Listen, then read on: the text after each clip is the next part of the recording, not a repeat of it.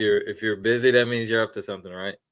No, 100%. It's kind of been the same over here. Like, holy cow, it's 6 o'clock. It's the time change week. I'm feeling it. We got a lot done today, but we got a lot more to go.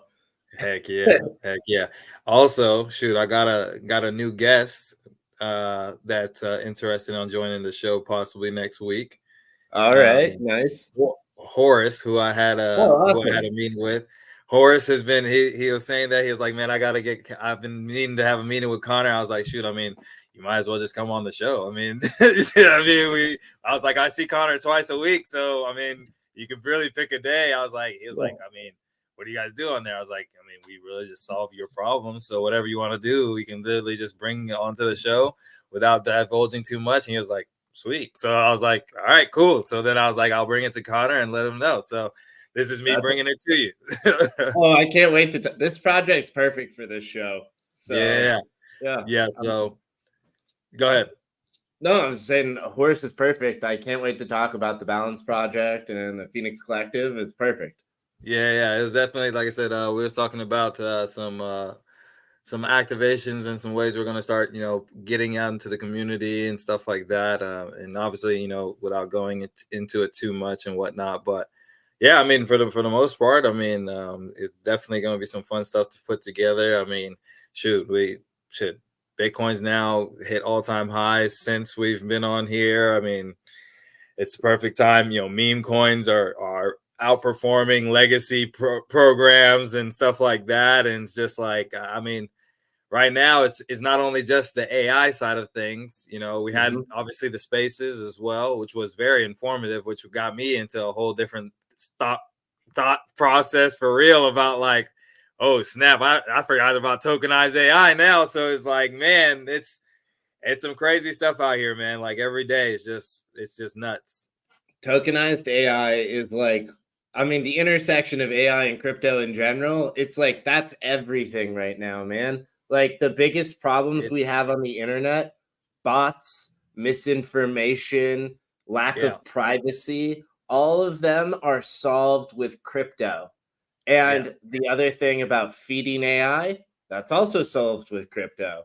The New York Times is actively suing OpenAI right now because they said you didn't have permission to use all of our articles to train your AI system. Those are their NFTs. They should have been licensed. They should have been tokenized, and then they could have bought them, and then they could have been licensed through the fact that they own them on the blockchain. But nope, they have Web 2 versions of NFTs, as you said. It's wild. And then learning more about BitTensor was awesome. AJ like totally nerded out on it. And now apparently Matt might even be doing contract work for one of the companies that's working on BitTensor. And so, we're talking about, should we be setting up a mining system to mine? Bro, you already know what I'm talking about. You already know where I go. I'll be like, hey, I'll be mining. I didn't get much, but I got me a little bit of talent. I was like, you know what? I'm just going to throw a little bit in there. Just in case. It's a little bit high, but I was like, let me get like $50, $60 real quick, just in case, It went down a little bit since I got it, but I mean, at the end of the day, once I heard about that stuff, I was like, hey, it doesn't matter, man. Well, so here's the thing. Investors who represent family offices, and I know you've talked to a few recently, they tend to like the mining business model. It's very clear. It's very simple. They can forecast the returns. Everything's very clean. And it's very real estate-y. Exactly. And so it is a great business model for those types of investors. And Matt and I were talking about it like, oh, maybe there's like a joint venture project in here to get us all going. Just starting a company that provides, let's call it cloud mining services, and we mine a mixture of chains or validate chains depending on what type of chain it is. Hey, and if you guys may need, some plants or some vegetables to cool off those things, you know what I'm saying? Hey, I'll take that excess heat from those computing processors, and we'll put them to get some good use. This is where the joint venture thing makes a ton of sense. And it's like, well, we all get our proof of concepts and a lunch point and a jumping off point. So now it's got me thinking, because since we're on here talking about This also tokenized brings me AI. back to Horace too, full circle, because AJ's been talking about wanting to launch some coins. Matt is interested in learning the process of setting up and deploying a coin. And Horace is got a project that is looking to use a coin and move quickly with it. So Yeah, I mean, right now with the coin thing, we were gonna do because we were probably gonna tie it to an existing token, maybe possibly even do it on the Lightning Network, because then now we could get a lot of VCs from, like I said, the Bitcoin maxis. yep. But then now with that trust, then we'd basically go from there. But like I said, I mean, it's and then he was, like I said, we're wanting to have like a separate meeting as well too, that we'd talk more, because like I said, definitely want to bring you on and bring you involved to get into the project. So we can get into that whole fun stuff. But one thing I wanted to get into though was to continue on our conversation about the tokenized AI and that whole realm of thinking about it, because like you said, man, it just like I started thinking, I was like, okay, so why don't I just tell any AI business, hey, whatever GPU you're not using, let me just get a little bit. And then now, really, all you have to do is just basically, for these businesses that are going to want to get bigger and bigger, obviously you have your Facebooks, your Googles, they're all going to have these AI servers. For me, with Produce Matrix and the mining process of I was thinking about doing the mining, but now I don't. I just think it's really just going to end up like kind of like we alluded to before, and you made this concept, is that it's really just going to be for server farmers. It's not going to be. It's not going to be just Bitcoin. It's just going to be server farmers. And We're really just we're basically decentralizing the cloud. Amazon, Google, Oracle, they own all those big data warehouses today. And the reality is people are going to be able to spin up their own mining warehouses as third parties, and that's the same thing. Yeah. So then now it's like, because one, the whole BitTensor like concept, and we're talking right now, and probably most people have no clue what we're talking about. Basically, they've come out with a AI model that is similar in tokenomics to Bitcoin, but it's shared across the whole network, and you're rewarded in that token, which is called Tau. And this is not financial advice, and we're not, shilling. We're just simply talking about what is told in the white paper. Yeah, we're just evaluating products here. We're product people. Yes, we are shrimp. I said shrimply. Simply. No, we are shrimply product people. Shrimply product people. All right. So let that be known. But yeah, no. So just, I mean, you're more technical. So I just saw it like from like a 30,000 foot view, explaining to the, let me say it, like the normie that understands nothing. Basically, they're taking the same concept of mining with a bunch of the GPUs, but instead they're just now taking them and making them like little brain sections and making them specifically for images, for 3D, for text, for information, for history. And now they're just making it specific. Yeah. So you're 100% right with everything you said. But for our more like 85%. No, yeah, well, when you're capturing technical things, it's all about getting the essence right for my perspective. You got the essence right. That's all I care about, the essence. Right. Here's what they have a pretty good diagram. I like this. Yeah. The BitTensor network is kind of like your face or your head. Yep. And that like your brain's inside of it. And we probably don't all know, but each different part of our brain, there's different parts to our brain, and they're specialized for different things. And so, if you think of ChatGPT as something that receives prompts, we as people also receive prompts kind of from the environment, right? We're talking. There's a trigger, a stimulus. We use these other words to describe it as people or whatever, but there's an input that comes to us, and we decide how to respond to it. And we don't really think about what part of our brain that idea, as it comes into our head, needs to go to for us to take action on it and make it useful.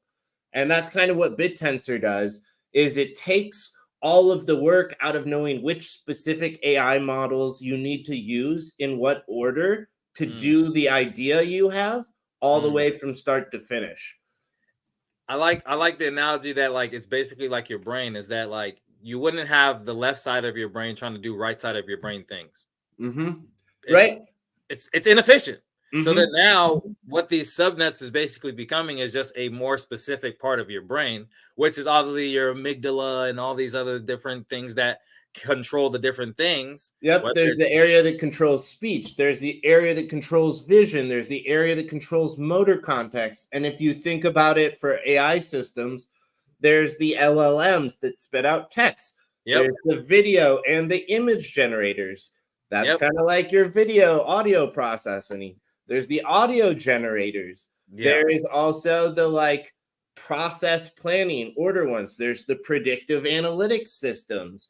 All of them process data differently and require different computing power in different amounts for different periods of time. So, you know, like when you're doing creative work or math work, it's a lot harder than when you're doing reading work or, you know, maybe just filling out simple forms that you've done 1,000 times that are muscle memory work. And it's like, and that's the thing is, it's going to get to this point where we're going to need technology to do the specific things. And we need a way to trust that that specific technology is the one that did that thing. That's where obviously we know blockchain tokenization, verification on an open source network, in this case, the BitTensor network, is basically just an open AI. Really, it's the real version of an open AI. It's in essentially that you can go see which subnet did this thing and got rewarded on the block. Like you can also see what types of requests are being made by users on the way in, who's making those requests, when they're making it, how those requests are then being used after the fact. So you can measure the impact that these AI generated outputs have on the larger society and system in our blockchain environment also. And some people may see it as, oh, well, isn't that surveillance? And what? Well, you can see everybody's stuff. It's like, okay, well, that's the whole point of open. Is open source is you wouldn't put anything on here that you would be ashamed of saying. Right. And then there's also like, it's open source and it's transparent in the sense that we don't have to see literally what you did. We just have to know what general type of thing you were doing. It could be as simple as I was looking at a web page. You don't have to know what web page I was looking at. You just had to know that I was on the internet looking at a web page, or I was on the internet listening to music. I was on the internet playing video games. I was on the internet doing research. You don't need to know the whole kit and caboodle. Now, there's this other thing, though, that if the information on the web page contains content that is classified by the industry as not safe for consumers, you can show the page and it look different to different people based on, you know, basically the credentials they have.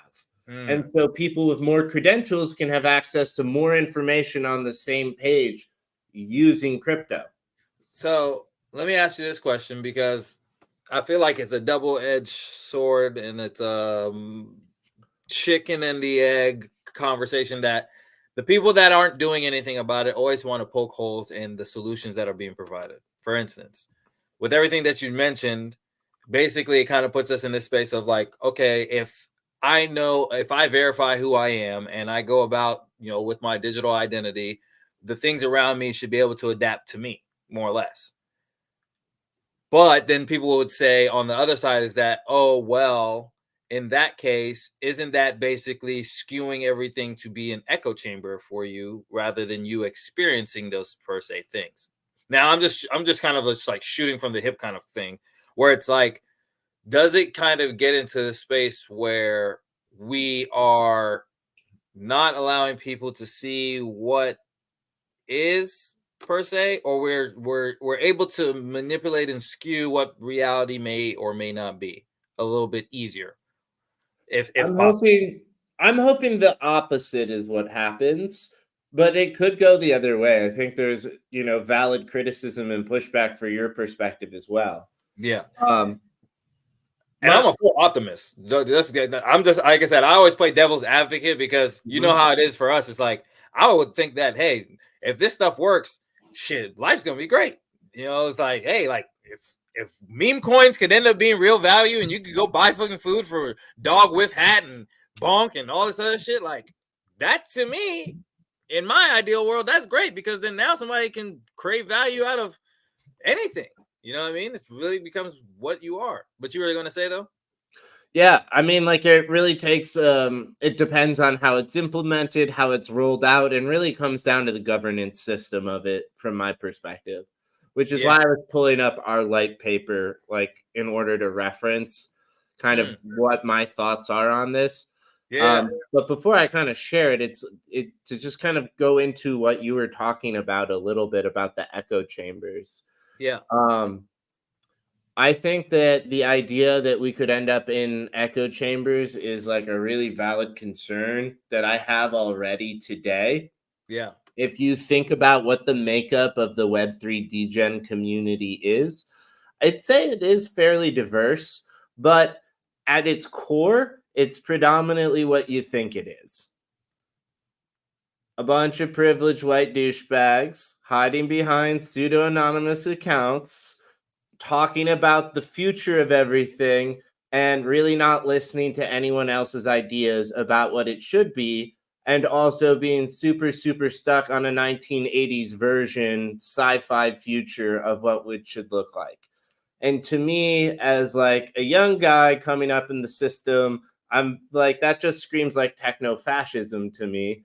And I don't really see how the current trajectory doesn't end us up there, especially with where what I would say seasoned software industry executives from like Silicon Valley and New York are lining up behind ETH and the L2 systems like Polygon, predominantly because of the advantage that it preserves, which is the more money you have in the native currency, the larger your voice is. And that's very anti-democratic from my perspective. Yep. And the other concern is the way that the government's lining up, that's looking like they're trying to introduce CBDCs and a centralized digital identity system where they are the only issuers of the official ID that you can utilize to operate within these decentralized network systems. And that also to me screams techno-fascism and scary. And that's kind of like the trajectory it feels like we're on the current Web3 environment. And my whole proposal is basically, in order to prevent the echo chambers from emerging, which I think largely have to do with socioeconomic cultural values, which is why the current Web3 environment and discourse, even on Twitter, is pretty much predominantly centered around ETH and that one perspective. From like a software technologist, Silicon Valley VC investment perspective, that is driving us in the wrong direction, in terms of Web3 right now. Yeah. I mean, I think you go ahead. So my whole thought is, one, overarchingly, we need to maximize the number of people responsible for issuing KYC or identity management. It shouldn't be one government organization. It should be local organizations that issue it. That's a good question. Who does do all the KYC right now? Like, if you do your KYC in America, it obviously has to go through. I'm assuming It's basically banks, and then I forget who. There's like a fairly prominent API that does ID checks. That's what I was gonna say. I feel like it's definitely got to be bottleneck for sure because it probably just runs you through the database, make sure you're not a criminal, which definitely got to be some type of government affiliated. And yeah. So it's basically more so the government has a flag list of people, and so if you run an ID through there that is flagged, basically then it'll be denied. But other than that, that should mostly just go through and say basically this ID is valid or not. So unless you're on one of those lists, you're basically scot-free. Yep, exactly. And KYC is a lot more lax than a lot of people, kind of expect it to be. It's basically uploading, your driver's license, which is pretty, that's a lot. It's very identifying for sure. And at the same time, I don't think many people have any hesitation about doing it because it's common enough. Yeah. And at the same time, too, if you really think about it, people are like, oh my God, my driver's license. Like, if you really think about it, I could probably get all the information that's on your driver's license probably from a Google search. Most people. Yeah. No, and there's a lot of information that's kind of like that. Yeah. But what's the most important piece is your driver's license number. That's your unique identifier on that document that allows them to create a distinguished, unique ID for you. It always that's your NFT, so to speak, on that document. Because the barcode. It's just like, and this is what I was seeing with the AI stuff. And then, like I said, I mean, I'll definitely like to get into some ChatGPT stuff, so we can, because maybe down the road here soon, where you meet ChatGPT, we might have to switch it around to you, me, and Tao,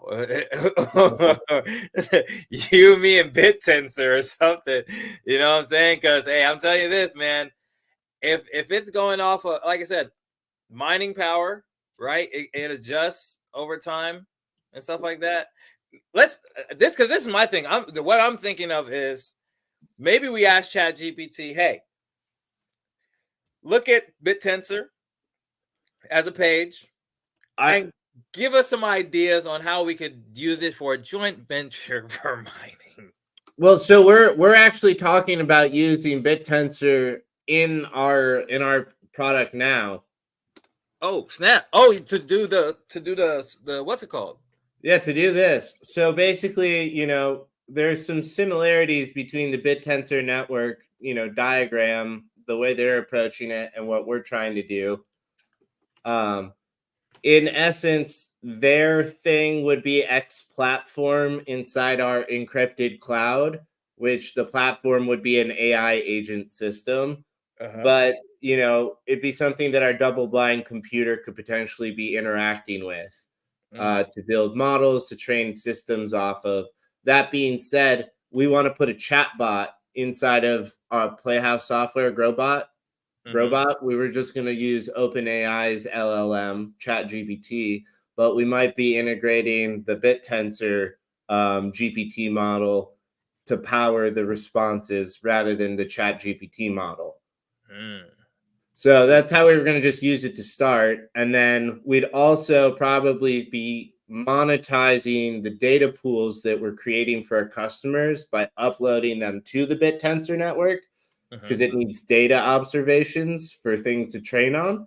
And then that's part of where we give liquidity for the tokens we're giving, because we're paying our customers for connecting their data sources. Could you peg paper to Tau? Yeah, indirectly. Like, we could hold Tau, and Tau could be a tool that we use to run our business, and then there'd be a relationship between paper and Tau economically. And then now we got all almost at a very bad term. I almost said Tau heads. I didn't mean it like that, but yeah. But then basically we have all the Tau people, you know what I'm saying, that like are like gung ho about it. But then now I think that when you see it in a product like this, it'll make a lot more sense to have something like a certain subnet or multiple subnets within the ecosystem, like I said, for those business owners specifically. So if what Playhouse is building is a data dictionary and a data repository or warehouse or storage facility or archive, whatever you want to call it, we're just building a gigantic data set and a dictionary for that data. Yeah. We go and complement something like BitTensor, which needs all of that data to make it smart, basically. Yeah. So, like, that's the relationship inherently between those two things. Is we need a tool like they have to bring our data to life, and they need a data set like the data set we're building, organized how we're organizing it to make it powered. So that's the relationship between those two things. No, I think that'd be definitely dope. But then at the same time too, you can also open it to, like, for instance, it doesn't only have to just be BitTensor. It can literally be Render. Any of these AI models that are coming out in the crypto space. Well, for sure. But the thing is, you could go then run Render through Tau potentially. Very true. It's gonna be crazy because all of it's open source. That's the point, right? But we're building a map for the data. That's what I think Playhouse is building, is a map for the data. And the map is very important. And then a way for you to read, and then especially like you said, is a way to read the map too. Yeah, I'm building a map for AI to read the data. That's what Playhouse does. Is we build maps for AI to read the data so that it is smart about what the data says. Because if it reads the data wrong, then it tells you stupid things. Yeah. So, that's one hell of a selling point right there.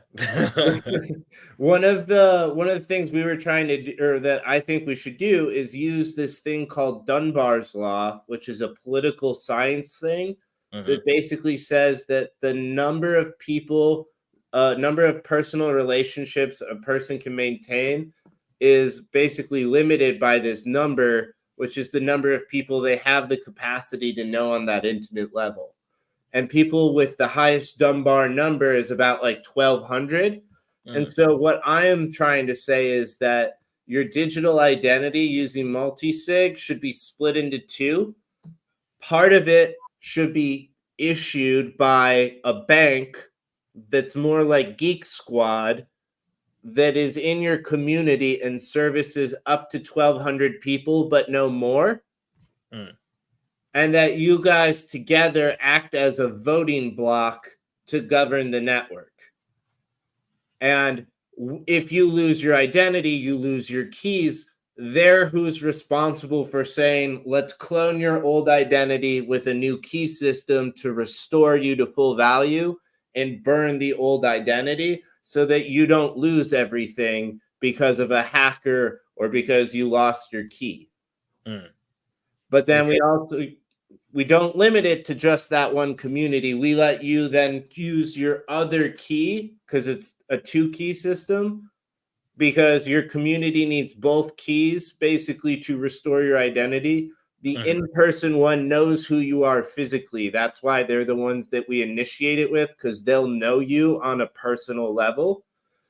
But then you can also use basically online communities or other things you're affiliated with, like a university or a workplace, or it could just be a web forum that you're a part of the group, to secure the other half of your identity. And so the two of them would use their keys to come together to restore your identity in those bad instances. And then here's the downside or upside or whatever, depending on how you look at it. If you are accused in a court of law of doing something bad, these two parties can agree to decrypt your data log to look at transactions to verify whether or not you committed crimes, basically. And so technically that would occur without your permission, but you yourself get to choose what local community you tie your identity to and which digital communities you tie your identity to.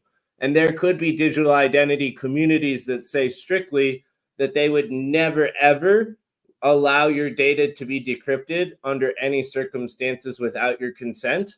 And you could choose to make them the other half the custody so that that would never happen in a legal situation, to protect yourself if that was something that you wanted. And I think that that's kind of the way that we could go about it. And it would always be circumstantial evidence that a category of transactions occurred.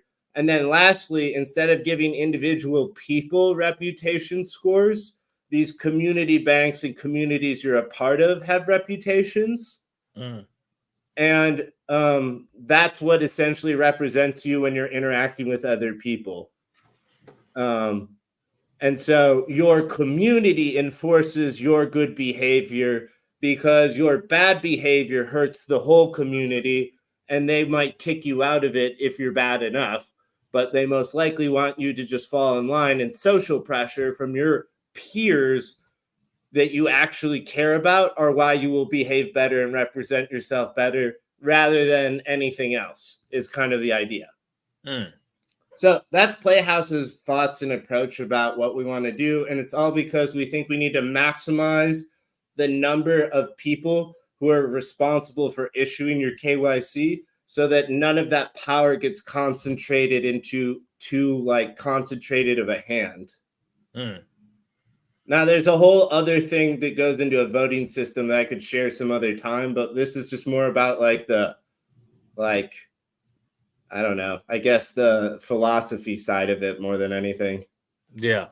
No, I mean it goes so many different ways. I mean, and that's why one. I mean, for me, I personally couldn't get into digital identity, and all that whole space is like very much deeper than my thought can even go. I can barely, like I said, I can barely deal with the patience to explain, this whole crypto space to most people, let alone explain to them why their data, is valuable. Most people again, they don't grasp, their data is literally everywhere, and everybody's making money off of it except for them. Yeah. I mean, that's all it really comes down to at the end of the day. And in a lot of places, they're not only just making money off of you, they're charging you a lot more money for the privilege to do so. That's it. And it's like, and that's my thing, man. It's just like, it's yeah. So what's this nice hash? I didn't see this. What was this? Yeah. So you were talking earlier about doing like some sort of GPU crowdsourcing for cloud computing. Going to people who have AI companies and using their excess GPUs to contribute to like BitTensor. Mm. And I was saying that Nice Hash is something similar to that, but for Bitcoin mining. So, Really? yeah, so basically, I have an account on here, I believe, and So what do you whenever I do? feel like it, I can log into this software and it turns on my GPUs to be used for Bitcoin mining. Your GPU using your computer right now? Yeah, so I have a pretty powerful GPU, or I did a while ago.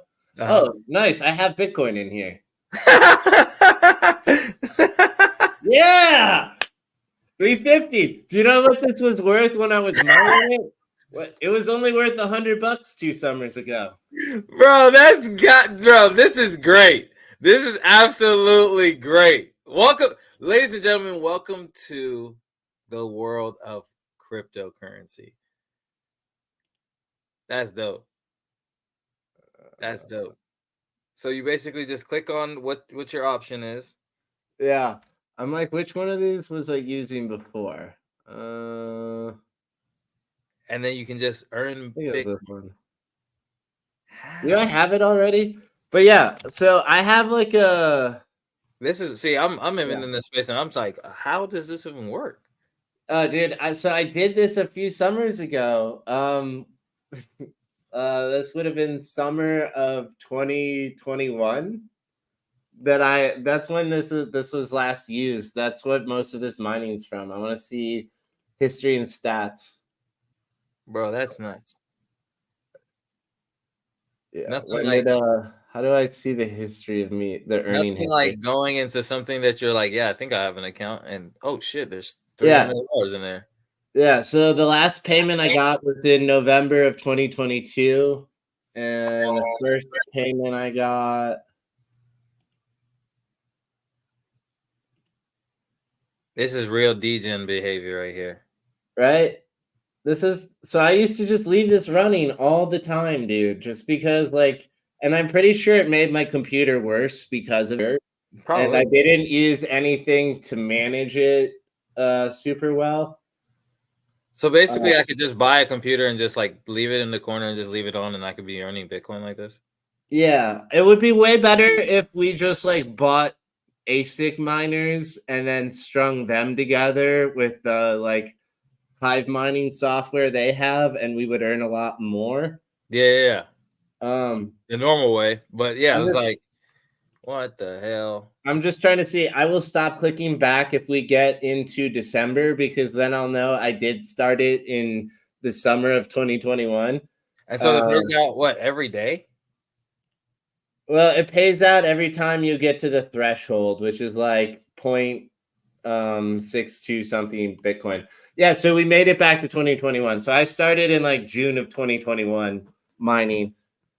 Bro, that's crazy. So anyways, I downloaded that software a second ago. We can show how easy. We should just show how to do this and set this up.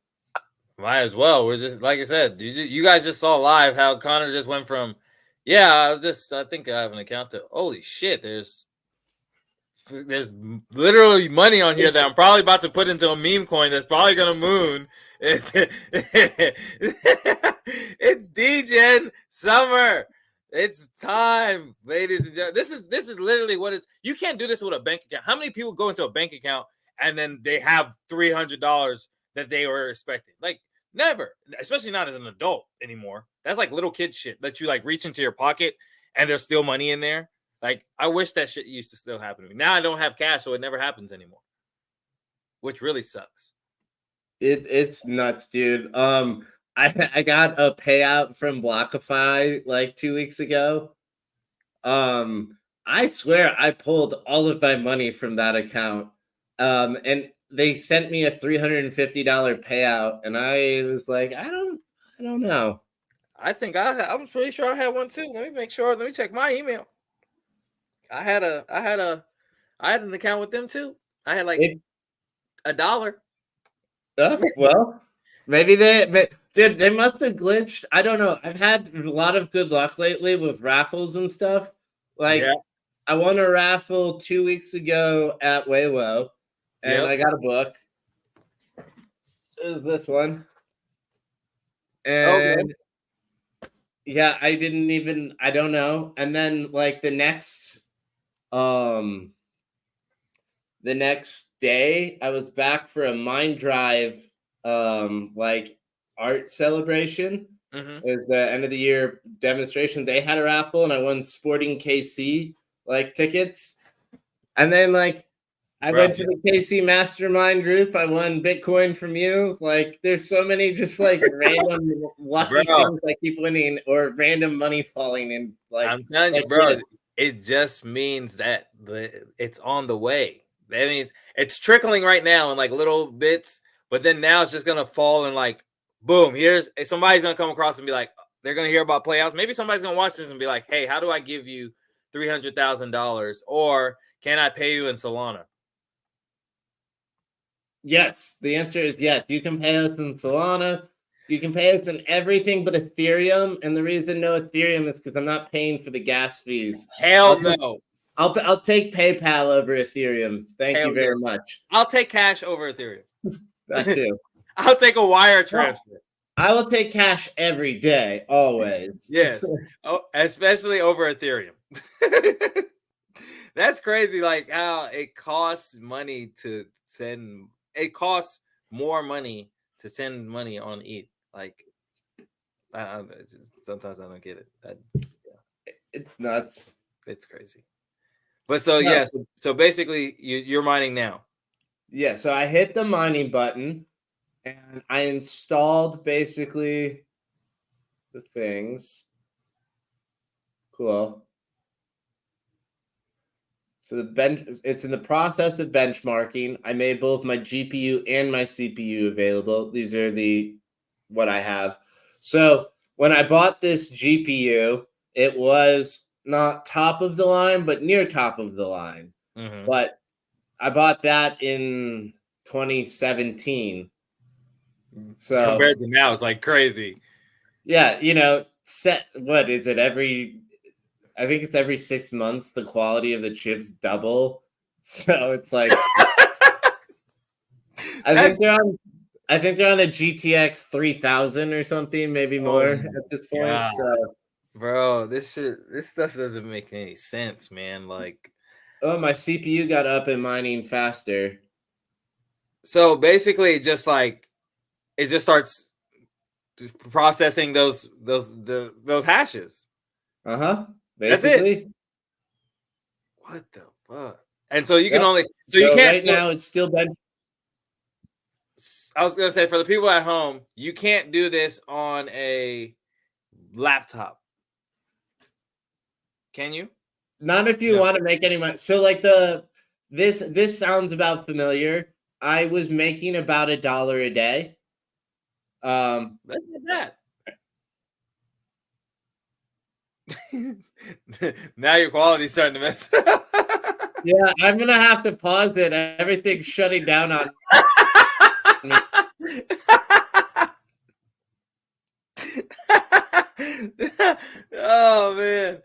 Oh man, that's funny. That's crazy, man.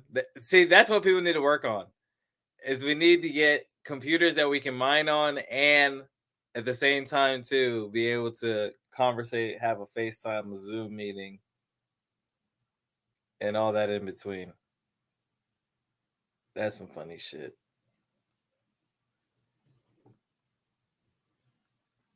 Well, ladies and gentlemen, if you can't tell, we are currently paused due to Bitcoin mining. We're back. Back enough. I'm glad that it still kept going even without it and everything. So we have paused mining for the time being. I cannot live stream and mine and run 3 monitors and. Oh man, and all the tabs and all this other stuff is like they're like, we are not there yet. We are not there yet. You know, if I had a couple $1,000 more to put into my computer, we could be, you know, but like that's the type of level of investment we're talking about. And, you know, I was mining for, I never took money out of this. So this was basically a year and a half of mining, got us $350. But at the time I was mining last, it was only worth about $110. So a year and a half of mining for $110 is not super worth it. But to be fair, when I wasn't running streaming software, or I'm not running Adobe creative software, or I'm not running something heavy, it's somewhat worth it to run it in the background because this isn't nothing money. I came back to $350. Like, duh, like that's some pretty sweet shit. That's a whole nother raffle. I would say that's a raffle from the Bitcoin universe right there. Dude, Michael Saylor would be like, there is no second best. There is no second best. Well, I had another moment this week where I'm like, I was greedy. Maybe I should have taken profits. Solana Corn, my holdings, which I took profits like a week and a half, 2 weeks ago. Mm-hmm. And so it pushed my holdings back down to $200, which is still a lot to be holding in a meme coin. But I'd already pulled off about $600 or $700 from it. And dude, on Tuesday, well, I guess what day was it? It was probably Tuesday or Thursday last week. That $200 was worth $780.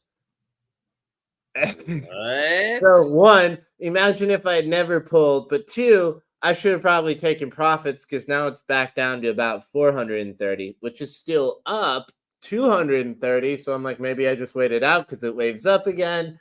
But you know, bro, like I don't at this point, man, I don't even know what to even. And that's my thing is like, because on the sideline for a lot of people too, and in this episode hasn't really been on too much Yumi ChatGPT. We did talk AI stuff to start, but I mean that's what you're gonna get here, and we make the rules here. At the end of the day, we just said Yumi ChatGPT because we just wanted to come on here and just chit chat all the time because that's what we do. So basically, it's like it's crazy to think that some of these tokens, most people can't wrap their head around why is it doing what it's doing. And even the people that are investing in it, they can't. And that's what makes it so great is the fact that nobody knows what's going on. Nobody can predict anything. You can't do a technical analysis on dog with hat. You can't do a technical analysis on bonk. And that's actually where I would disagree. Really? Yes. I think technical analysis actually is probably the leading indicator of meme coins. Specifically, you're looking at volume. What is the volume of entry into the token over an interval of time? And True. so that's the basis of the technical analysis. And then the normal trading patterns generally still hold. And it has more to do with the psychology and the way in which people trade the patterns that upholds the pattern rather than anything fundamental in the market. So do you think that a traditional finance person can come into the crypto space, a traditional trading person, which I think most of them do pretty well, actually? It's just when they stick to the fundamentals and get away from the... So here is the specific fundamental that is going to trip them up when it comes to trading shit coins in particular. You are only supposed to trade things that you would hold long term. The reason for trading things you would hold long term is if you fuck up a trade, you have time to recover in it. Makes sense. That's one of the ways that you can de-risk your trades if you are operating in stocks that fit your long-term thesis.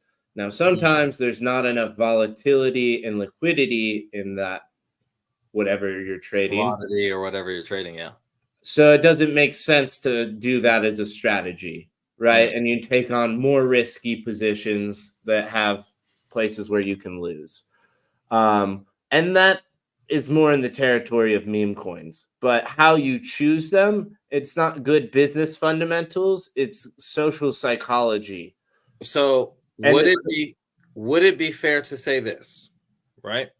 Right now, if I was to look at the traditional market, the S&P 500 is the Magnificent Seven and everything else. Essentially, the other 493 are all meme coins.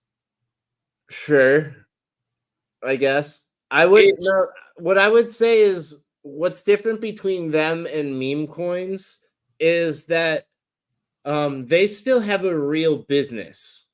The meme coins sometimes have a project associated with it, but oftentimes it's simply the cultural relevance of the meme itself. And this gets back to what I call my evergreen meme thesis, which is if people use the meme in social discourse, or it is a regular topic or talking point in pop culture, then it makes sense as a mimetic token. Because when it rises in popularity through natural discourse and it trends on social media, there will be a corresponding activity in the meme coin token itself because the community capitalizes, generally speaking, on the mimetic prevalence in order to plug the visibility and awareness of the token. And the excitement of the token rising through that activity draws more people into Moon and create the meme coin feverish environment. And so that's where the Sydney Sweeney milk token was an experiment for me in like, could that happen again? Yes. She came back as a relevant topic, pop culture interest. We were able to surface enough information on Twitter to influence the price of the token. The token rised with it. And then, whatever. It was a real discourse. How do we drop the Solana Swifty token? So it's funny you say that one because that's the one I was talking about too. We gotta do it, bro. It's so funny you said. This is what we do. We do that, and then we drop it on the meme merch page, bro. So, basically, Maddie hates. Well,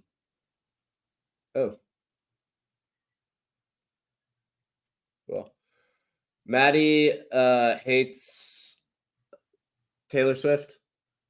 She's not a Swiftie. I like her music well enough. I have great fond memories of it from middle school or whatever. I'm not like a huge Swiftie fan. I'm not a huge anti-Swiftie. But Maddie's stance is basically that she's just like basic pandering empty person. And everything's manufactured. But long story short, you better watch that tone before we come out with this token on Solana, man. Well, so right.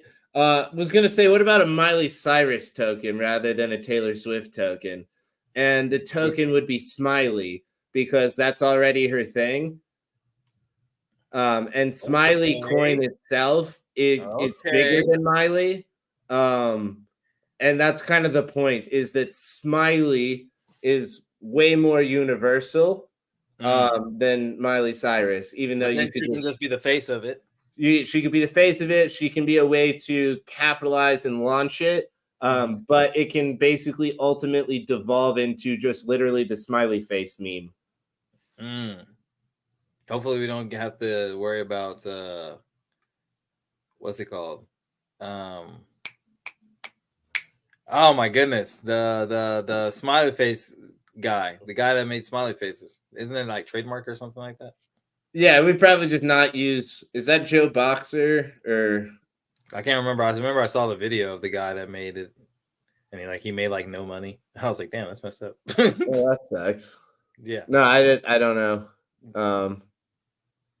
because yeah, it's like because with that, because like it fits one in our meme merch side of things. One, Yeah, two, then it's like because then now it's like how because my thing is like if we can publicly issue out the tokens and just send them in airdrops, like just like how everybody else did. I don't. There wasn't a pre-sale on Bonk, was there? It was just. no. So Bonk was airdropped to a shit ton of people by. It's rumored to be SBF Mm. as a last ditch effort to save FTX. They tried to create the Bonk meme coin on Solana, I could see it. and that they were trying to fundraise for FTX using that token, supposedly. I could see it. Now there's uh there was early access somewhat in the form of like they airdropped it to active wallets and like all the Solana Saga phone addresses and stuff. Like that was a part of what basically made those Saga phones and the Bonk go crazy. Yeah. Is that someone realized there was more money in Bonk for free on the phone than the cost of the phone itself. So you made money buying the phone. Yep. Which is crazy because then now it's like because then now it's like there is no ETH phone. If I was Solana, I would have gone full tilt into that Web3 phone. I would have found out I would have had dog with hat airdrop to everybody. I would have had all these coins that are going crazy. Just imagine how much money the people with Saga phones could literally sell their Saga phone for if you knew that every Solana airdrop was coming to this phone.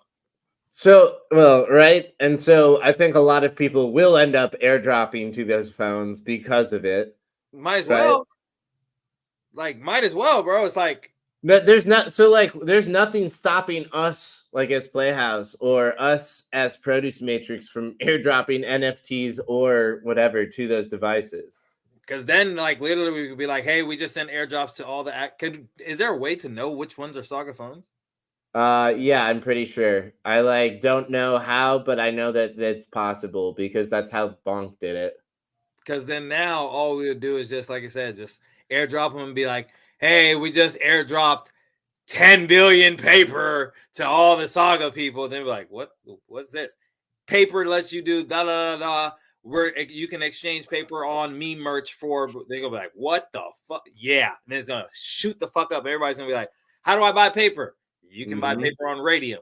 Everybody's gonna go to Radium or whatever platform we go to where you can be able to buy it, or we make it to where it's a one-stop shop that you got to buy it on Playhouse. We're gonna probably we'll do a lot of things. One of the ways that I plan to airdrop people paper is literally by having a sign up form on the website. And the first X number of people get this amount of money airdrop to them. They just have to drop in a wallet and, fill out a form. Just like how Bitcoin did the thing where it was like a fountain, where it was like, I don't know if you remember in the old Bitcoin times where it was like you could go to the page and like literally like it was like a fountain. I don't know what it was. It's like you could get like 50 Bitcoin or some crazy amount or something like that when it was basically like worth nothing. And you went there and like played some game or something like that. And it's like literally you could have a spin the wheel game where people could win paper. That is actually fun. You see that on Shopify sites to win rewards. So Yeah, I'm gonna probably have us try to do something like that for sure. yeah. This I is might, like that's like a growth engineering, product growth hacking engineering kind of idea. That's a great one.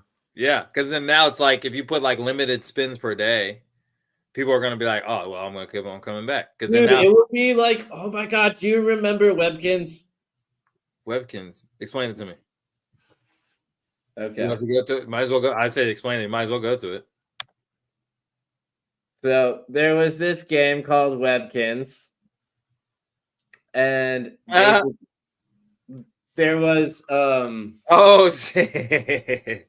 all right, let me see the It's like a famous Fox. You know what was the famous Fox Federation or whatever?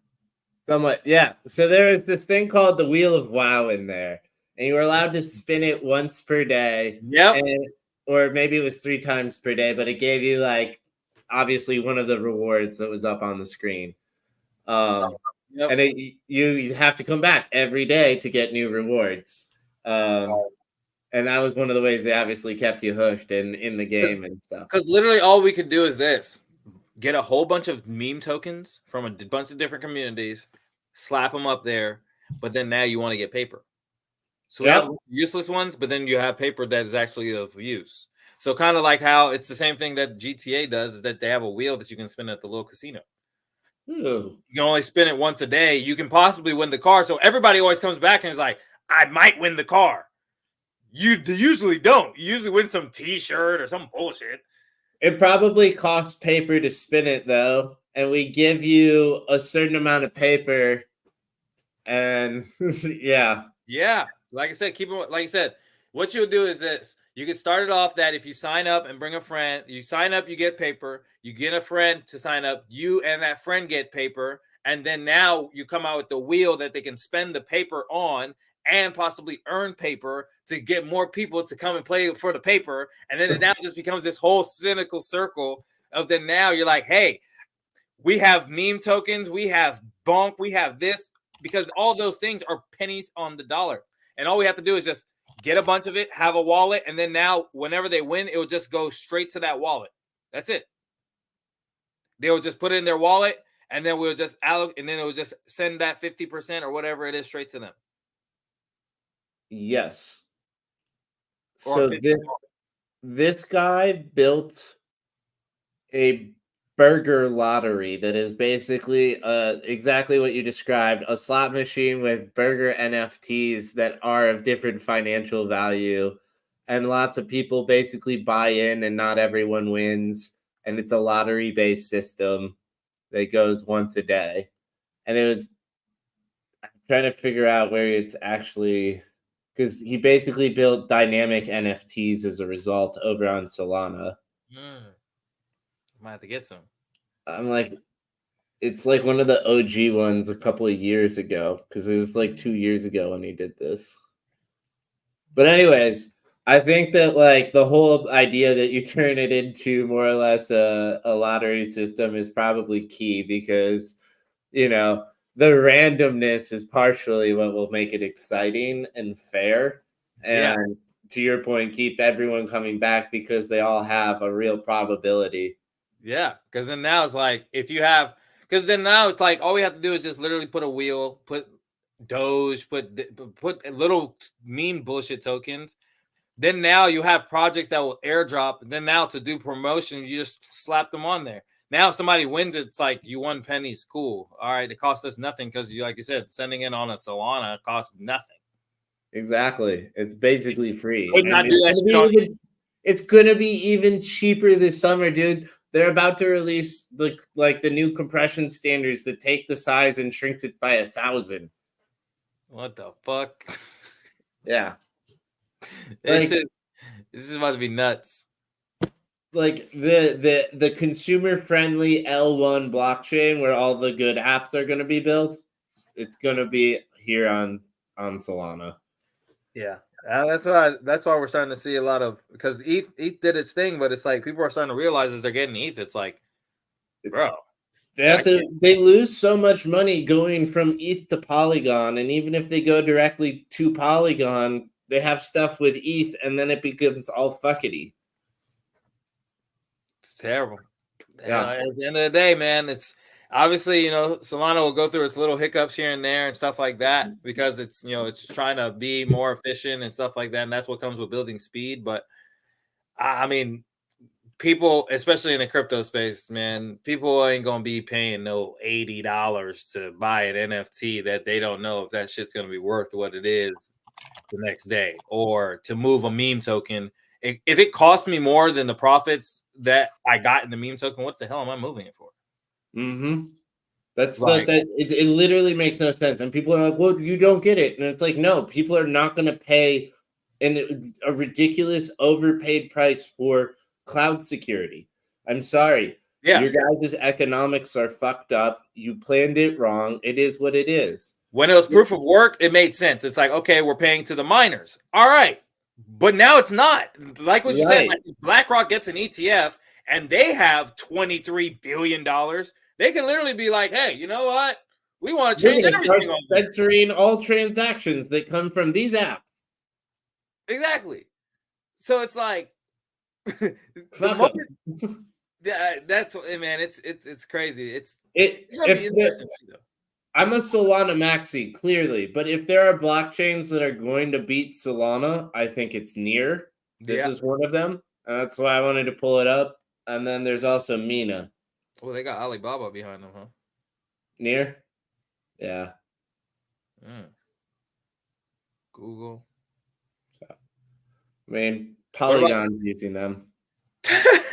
What about, I seen H-Bar. I've been hearing about a lot about H-Bar and their Hedera and stuff like that. I don't know enough about them to comment.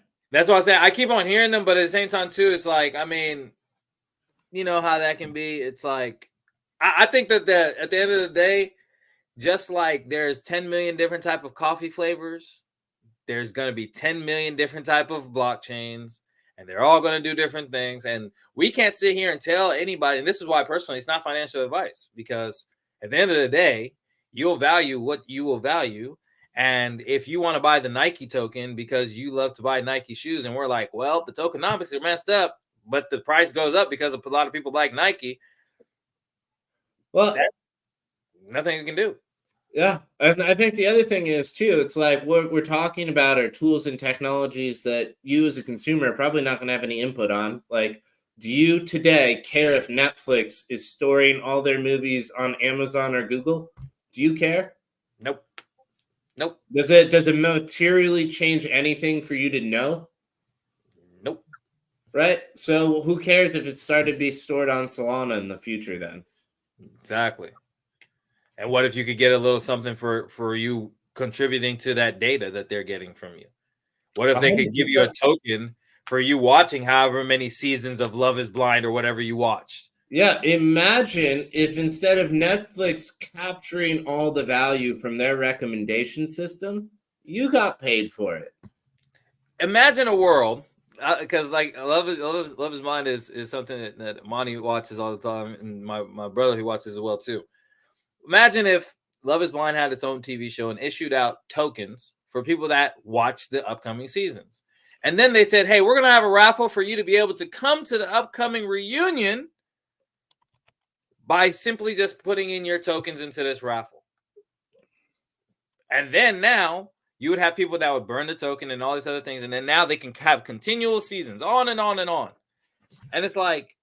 And here's the app we partner with to do that.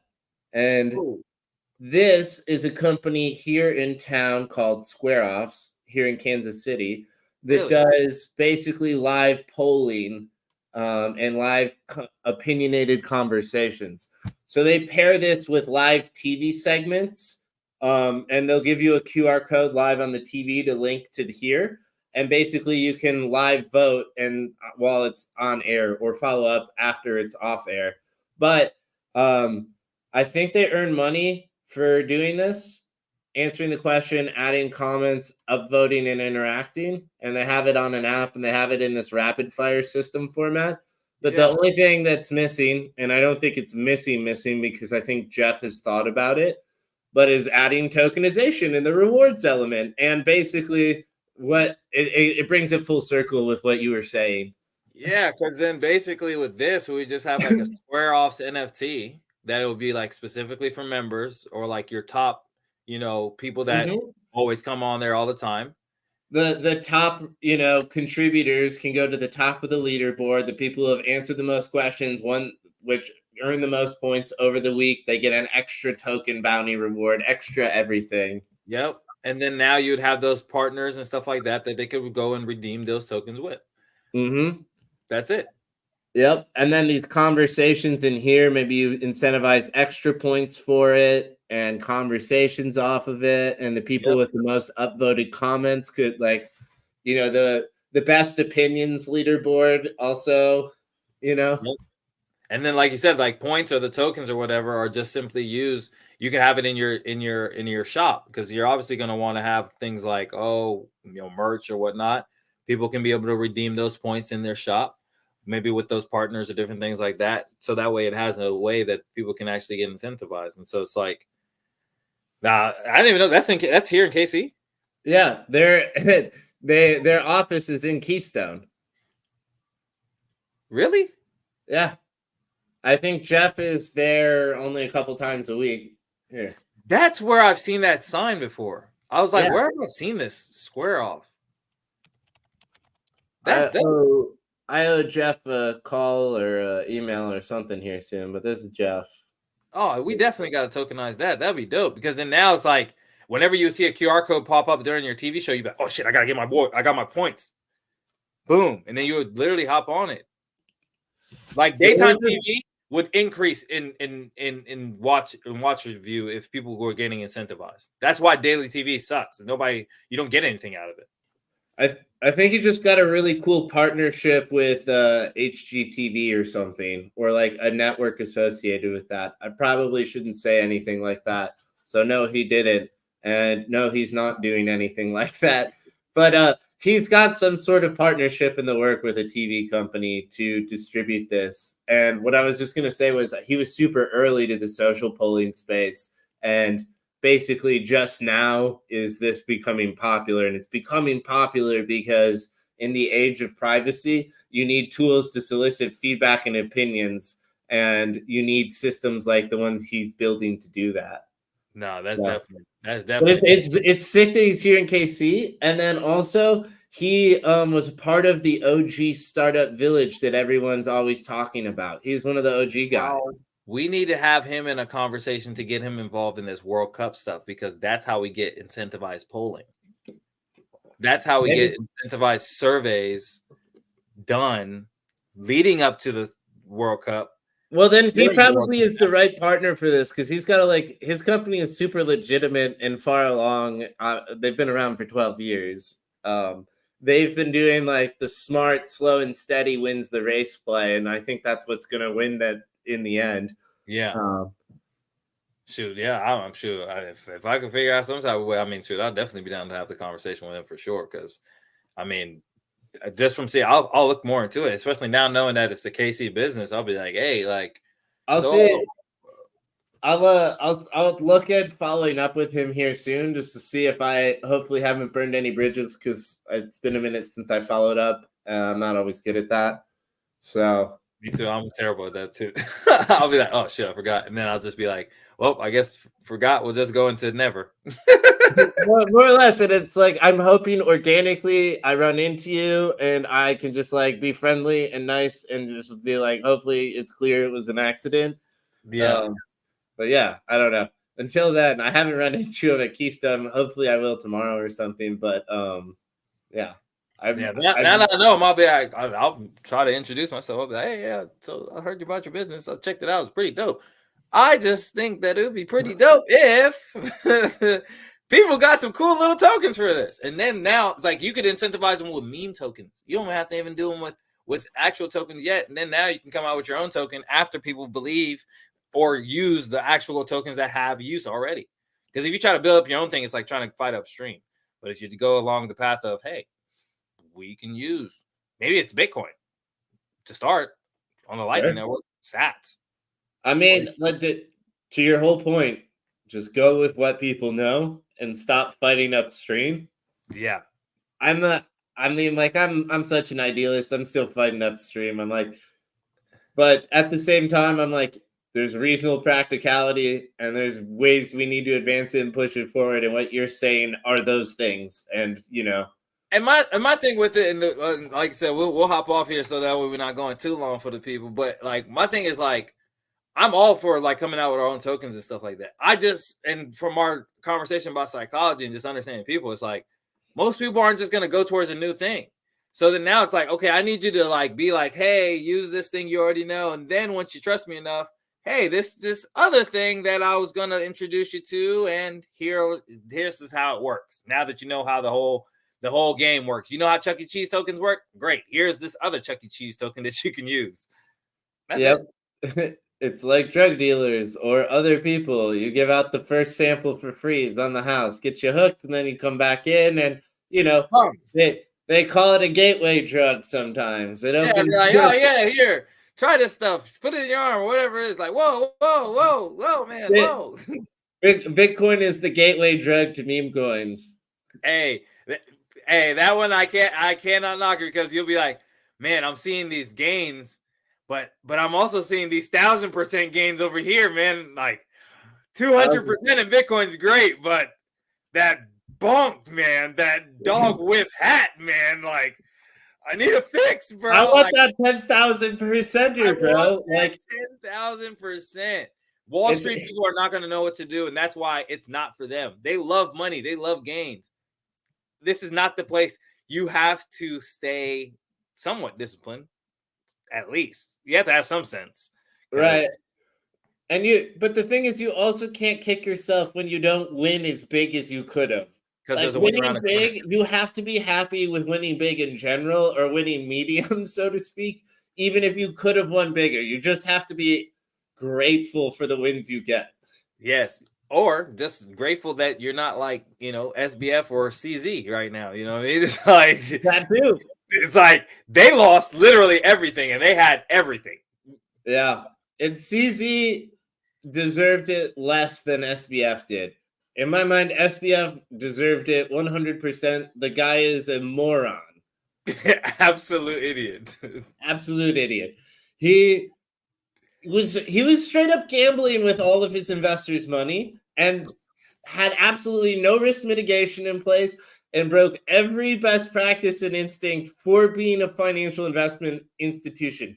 And he comes from the investing world. And he was a bottom tier quant, basically, is everything that I've heard.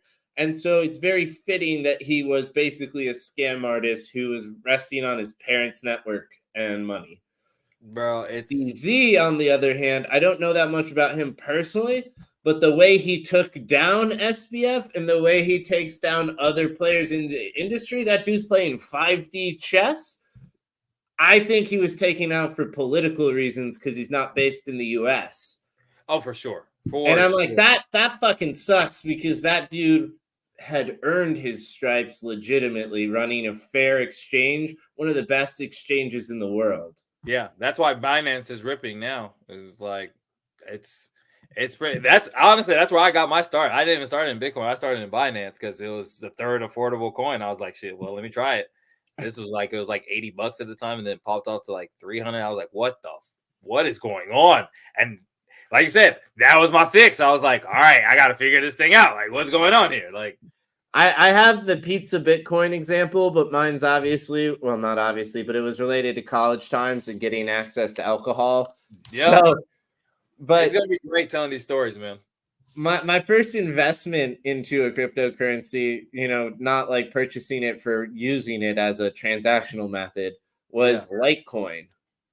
Litecoin in 2017. I bought it on Coinbase. Really? Coinbase was the first custody exchange I ever trusted. And now we're here like, do not trust Coinbase. Right. And I still use it to buy. Then I move everything off to my Phantom wallet. And I know you can't trust anyone anymore. Apparently, Phantom's selling your device IDs and your email accounts to marketers. I wouldn't be surprised there either. And that's why it's like we have to get to, and this is where I think we're getting to, and obviously we'll sign off on this.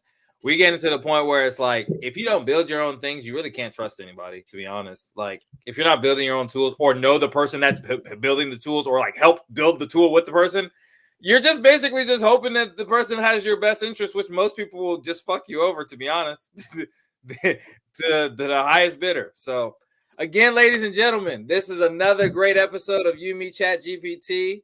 We didn't have as much ChatGPT. We talked a little more Tau and BitTensor today, but we will have a fun guest for the next episode. Tune in. It's some fun times. Do your research. Get you a little meme tokens. You know, get a little fix. Shoot, if you need meme advice, not financial advice, meme advice, Dr. Business will get you right. I'm more on, like I said, the other crazy stuff in the space, but he's the one who's, you know, he's talking big. As you see, the guy's got money sitting everywhere. That's one way to put it. But yeah, also reach out to us for other advice, business advice, financial advice in an operating capacity to help your business be more efficient with its money and capital. Because that's where we can give you financial advice. Exactly. Because he'll look at you and be like, hey, you're spending way too much. I can bring it down by 30%. That's what we can do. That's what he can do. Proposition. Exactly. All right, ladies and gentlemen, catch you guys later. Peace.